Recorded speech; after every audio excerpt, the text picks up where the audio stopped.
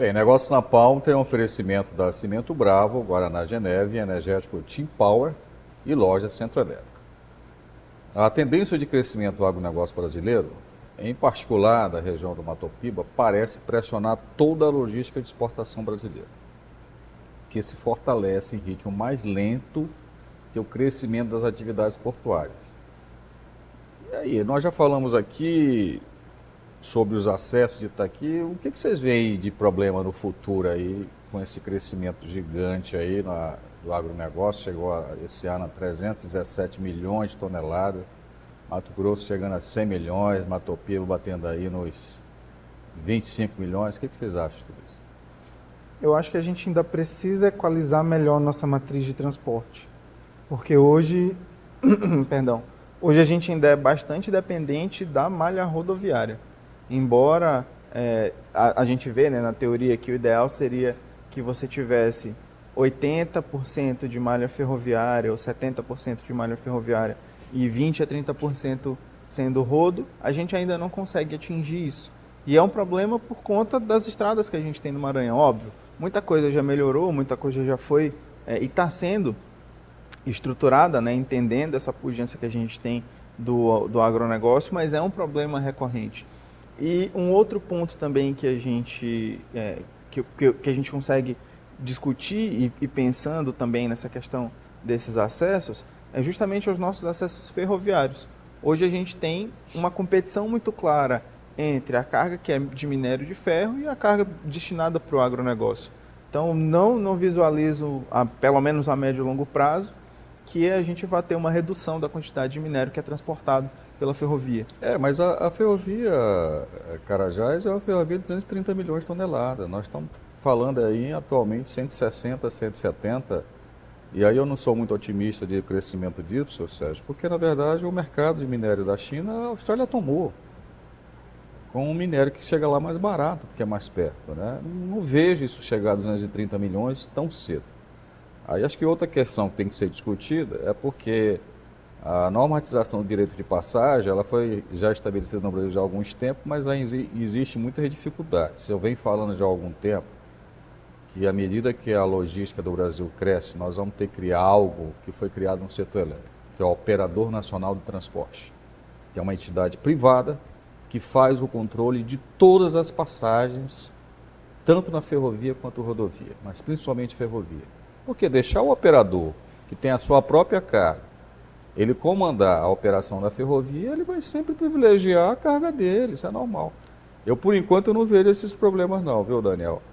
Muito questão de mercado de minério. Agora, se você pensar que a Ferrovia Norte-Sul tem um limite de 60 milhões de toneladas, aí você não tem problema.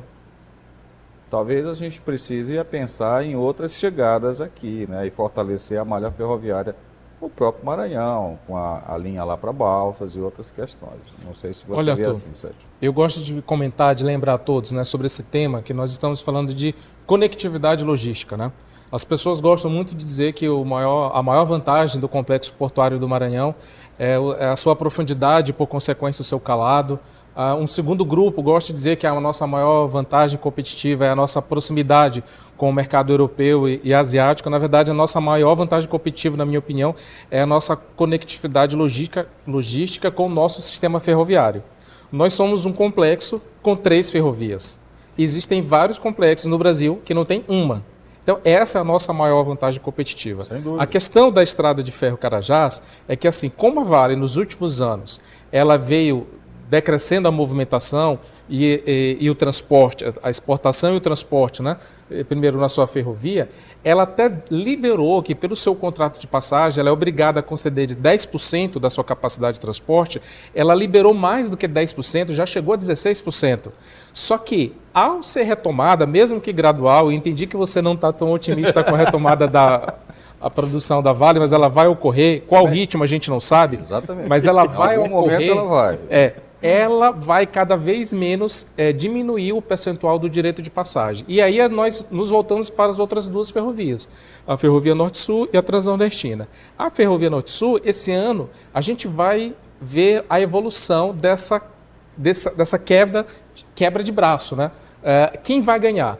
com a integração da ferrovia Norte-Sul? Vai ser o Arco Norte que vai puxar mais carga cada vez mais abaixo do paralelo 16, ou vai ser o Sul e Sudeste que vai começar a puxar carga, né, da região Centro-Norte? Então, eu acho que nós vamos ganhar mais do que perder. Essa é uma discussão interessante pelo seguinte, eu leio todos esses relatórios que acontecem aí do operador do Observatório Nacional de Logística. Infelizmente, os melhores dados que nós temos hoje no Brasil de logística estão nos Estados Unidos. O relatório que a OCDE faz, que é o Departamento de Agricultura americano, que é o relatório de soja, que na verdade ela analisa tudo, ela mostra claramente, é o relatório mais completo que tem da sua logística no Brasil hoje do USDA. Mostra claramente que a chegada ali em Estrela do Oeste até Santos, ela não fica mais barata pelas ferrovias do que pela rodovia.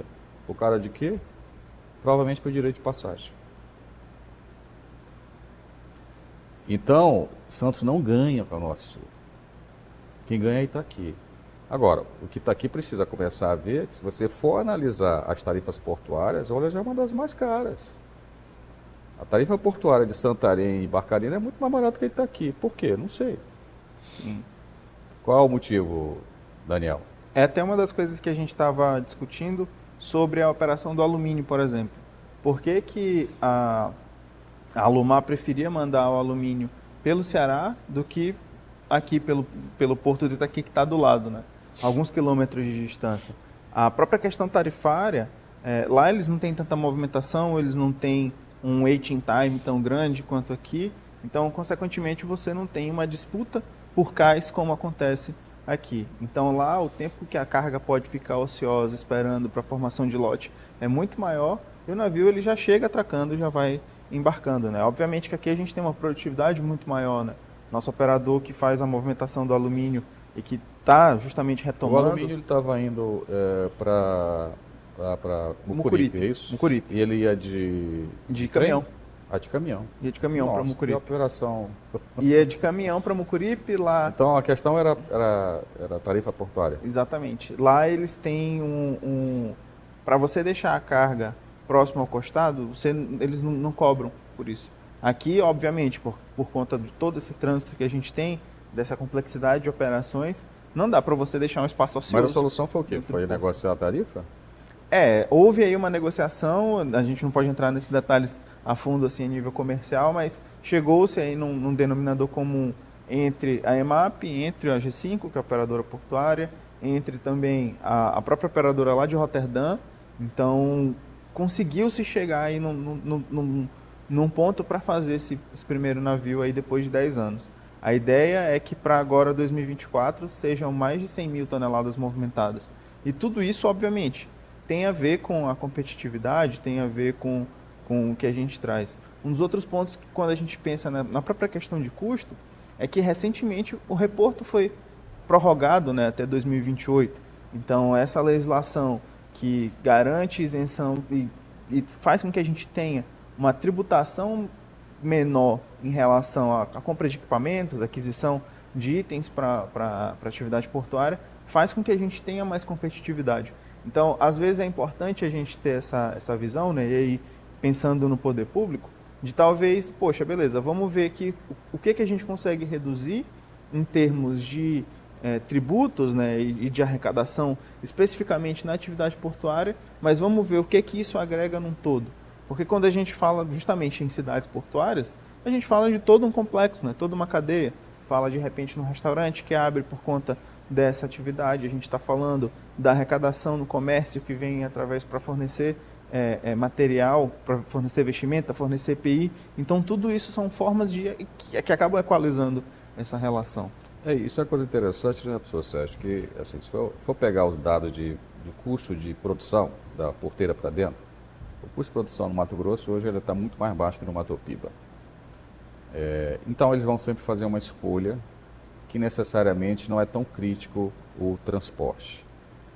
E aí o Mato Piba acaba tendo custo mais alto e se beneficia de uma logística mais barata.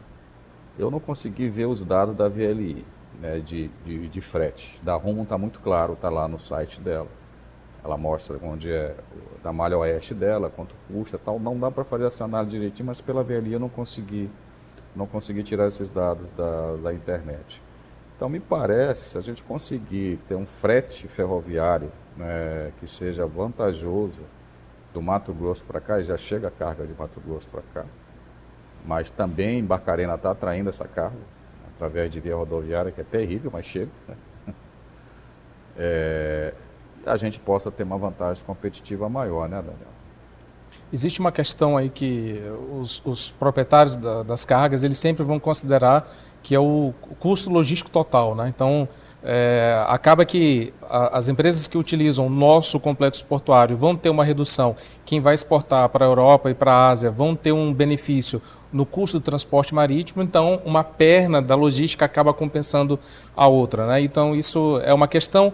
Sim, o mercado vai regular. O que eu acho crítico, que entra nessa discussão de custo logístico, é a provável nova mudança de marco regulatório das ferrovias.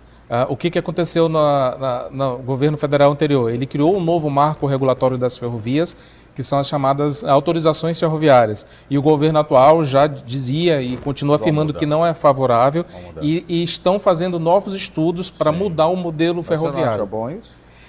Quando você fala aquilo que naquele ponto que você tocou em relação à administração de quem tem a ferrovia para movimentar carga própria e quem não tem a ferrovia e quer movimentar, sim, eu acho que isso deveria ser alterado, assim como ocorre com os aeroportos, né? A Infraero administra os aeroportos, ela não tem o avião dela, o mesmo modelo sim. Mas uma coisa que me preocupa é a exclusão de um marco das autorizações ferroviárias que dá muito mais agilidade à criação de novas ferrovias. Eu acho que isso deveria continuar a ser permitido. A crítica que o atual governo faz ao marco existente, professor Sérgio, é que criou muita ferrovia de papel, né? Muitas permissões foram dadas sem garantias financeiras e que em 5 anos não resultou em nenhum projeto novo. Essa é a crítica que tem sido dada, não sei se ela é justa ou não. Enfim, a gente podia conversar aqui mais 1 hora, 2 horas, 3 horas, sinal que o assunto é muito bom e a gente está aqui sempre disposto a falar por esse assunto que é muito importante para a economia do Maranhão. Queria agradecer mais uma vez, professor Sérgio, a sua vinda aqui. E sempre contribuindo com brilhantismo aqui em nossas discussões, nossos debates. Muito obrigado, Arthur. Obrigado ao programa Negócios em Pauta, a toda a equipe de produção que trabalha nesse programa. Não dá para fazer isso sozinho, não, Arthur? É um trabalho em equipe. E eu termino aqui com o meu olhar esperançoso para 2024, para o nosso complexo portuário. Além de todos os fatos que a gente já comentou, existem outros, por exemplo, a exploração da margem equatorial, que nós fazemos parte. Isso, ao ser iniciado, tivemos uma boa notícia agora em dezembro, a retomada da exploração na Bacia Potiguar, a autorização dada para pesquisa e estudos aqui, né? Ainda não foi autorizado lá no Amazonas, mas aqui em Natal foi. Então, existem vários pequenas peças desse tabuleiro que, quando a gente encaixa, eu estou altamente esperançoso para 2024. E você, Daniel, está esperançoso também? Então, Arthur, primeiramente, prazer estar aqui pela primeira vez, né? Para mim é uma honra dividir esse espaço aqui contigo, dividir esse espaço com o Sérgio. Já acompanho o Sérgio há um tempinho. Inclusive, faço uma provocação de que ele desistiu de ser meu orientador. Não vou entrar nesse assunto aqui agora. Ele, pelo menos, está na minha banca de doutorado até agora. Pois é, quase foi meu orientador de mestrado, mas tudo bem. Mas, falando assim, para 2024, o que os operadores portuários visualizam, né? A gente vem trabalhando, principalmente na relação capital-trabalho. É uma das pautas que a gente defende muito internamente, entendendo que a operação portuária ela é essencial para que você tenha um setor portuário pujante, mas que ela não acontece se você não tem a figura do trabalhador portuário próximo ao que você está desenvolvendo. E uma outra pauta que a gente olha assim com muito carinho e vem pensando, né? Eu sou um gestor jovem, né? Tenho menos de 30 anos e já estou aí à frente de um cargo de liderança. E uma das coisas que os conselheiros vêm falando bastante para mim, né? Que os nossos associados vêm dizendo, é para a gente ter um olhar para a inovação no setor portuário. Então, o que a gente pode trazer de inovação, o que a gente pode construir dentro de casa de inovação, quais são os benchmarks que a gente tem e, obviamente, pensar em redução de custo, aumento de produtividade, aumento de segurança do trabalho. E isso tudo vai gerar, óbvio, impacto para a sociedade como um todo. Então, eu volto naquela frase naquela provocação que a gente teve no começo, de, poxa, o setor portuário é muito tímido.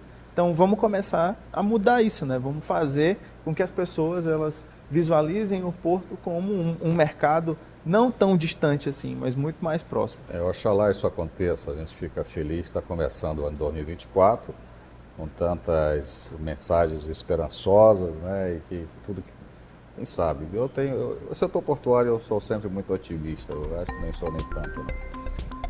A gente fica por aqui, obrigado mais uma vez pela sua companhia, o Negócio na Pauta é um oferecimento de Centro Elétrico, Cimento Bravo e Indústrias Psyu. Todos os programas estão disponíveis nas nossas redes sociais, é só seguir Negócio na Pauta. Uma boa semana para você e até o nosso próximo encontro. Tchau.